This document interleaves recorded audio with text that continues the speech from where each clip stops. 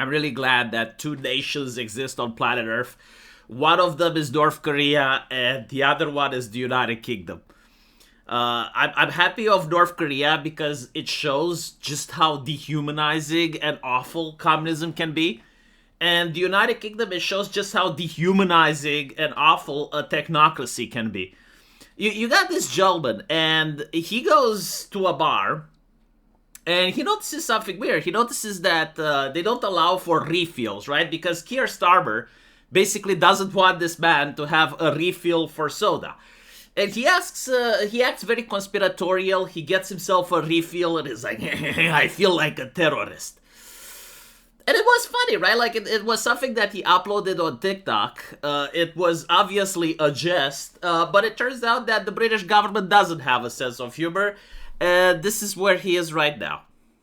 About 2 o'clock this morning from two local police officers, can you believe it, from the local Beckenham police station down here, who had actually seen my video of me going to Nando's and pouring myself a second glass of Coke. And they want to invite me to a voluntary interview to ask me about drinking too much sugar in Nando's, apparently.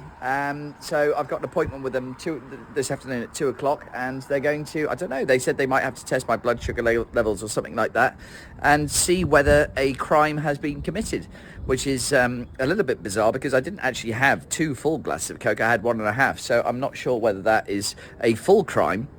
It might be reported as possibly a hate crime or something like that, but they have advised me that, you know, I'm no longer allowed to go to Nando's. I've been banned effectively from all of their stores across the UK for breaching their 1 glass of Coke policy. So anyway, you cannot make this stuff up. This is the country that we live in. So I'll keep you up to date, and I'll let you know how the interview goes later today. But you know, as far as I'm concerned, I'm not. I mean, obviously, this is about compliance, right? It's not about Coke. It's about the idea that the government cares about your safety. And so, like, the government becomes your father, pretty much. Except the government is an institution that doesn't have the same love and compassion like the family does. And they are passing these types of laws just to see if people understand that the government is God, right? Like, Keir Starmer is de facto the God of the United Kingdom. And I'm not saying this lightly. I'm not saying this as an insult. I'm saying this because never in the history of humanity did we have the technology of surveilling every single person that carries a smartphone, of using AI to see everything about the person on social media, of looking at the person's bank details to see exactly what money he spent on what and where he spent it, you know, where he went in holiday, to look at his smartphone and track his geolocation in real time. And basically, Keir Starmer has all that, right? Like, if you're a British person, he is your daddy. Like, that man is genuinely your father. And unlike the God of the Bible that believes in mercy and compassion, Keir Starmer doesn't believe in any of that. He is an eldritch entity that is not someone to be fought, it's someone to be appeased. And by the way, like, the Brits have voted for this consistently for more than a decade, whether they know about it or not, because they embrace the concept of safetyism.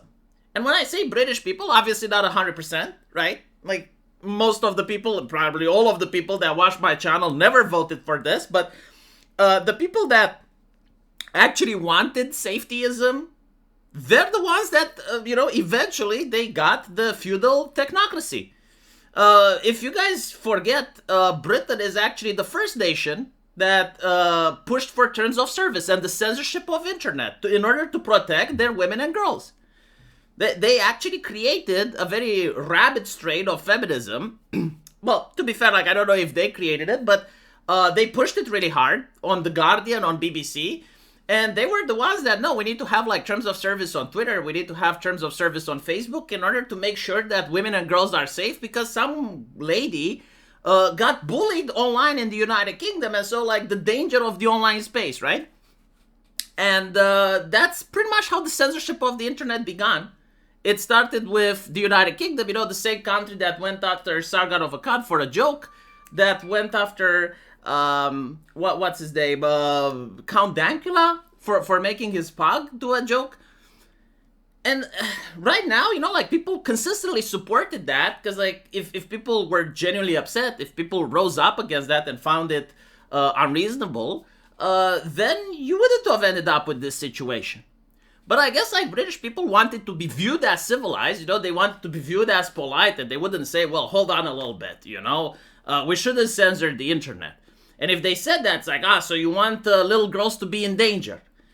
And if the British person would say, yeah, you know what, I would rather have little girls in danger than to know that they grow up in a fascist state. Because I think I can help, I can make sure that my little girl has parental controls and she is safe, or I can teach her how to resist bullying if it happens online, and I don't need the government to come in and parent my kid for me. And if they made the argument then, well, it would have been a lot easier now, wouldn't it? And it's also the welfare, right? Like they're worshipping the NHS, especially like during COVID. Like unironically, it was treated like a holy institution. And so if you care about public health, well, then Keir Starmer does care about your blood sugar, and he can actually tell you that you're not allowed to get a refill.